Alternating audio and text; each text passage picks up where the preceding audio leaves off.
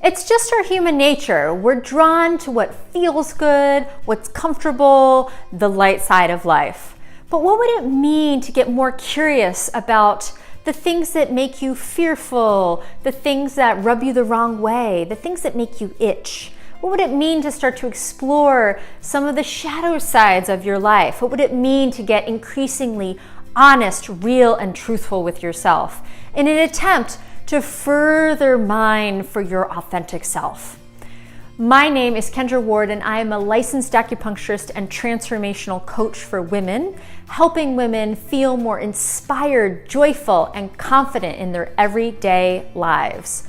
So in this journey to get more curious and aware of your shadow sides, I'm going to give you one great tip today to start to explore and be more open to finding these aspects in your everyday life. So Marion Woodman, a famous Jungian analyst, the term that she uses, which I love, is called the night sea journey.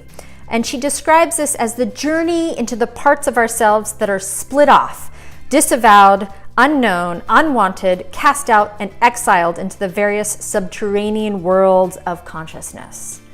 So in this night sea journey, there's this energy that gets trapped in these cast off parts, trapped in what she calls the shadow. So she talks about how the shadow may carry the best of life that has not yet lived. Go into the basement, the attic, the refuse bin, find gold there, find an animal who has not been fed or watered. It is you, my friend. This neglected, exiled animal, hungry for attention, is a part of yourself. So as we are hopefully getting more willing to be as honest and open with ourselves, we have to also be honest and open with seeing all sides of ourselves and bringing those parts of ourselves out into the light, those parts that are much harder to admit are there. So one really simple way of starting to do this in your life is to get really curious and aware of the things that annoy you. So let's say that you notice a trend that people who seem really on the ball and super athletic, and they're also kind of tense and tight and controlling of everything. And you notice these types of people just across the board always kind of make you itch.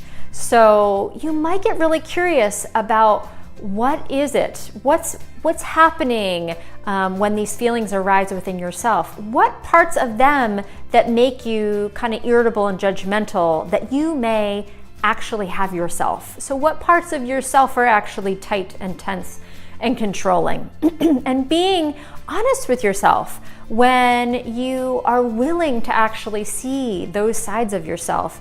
It allows you to free up all this energy and space in your life. It allows you to just increasingly be more real and honest and open with seeing all sides of yourself. So try this out this week.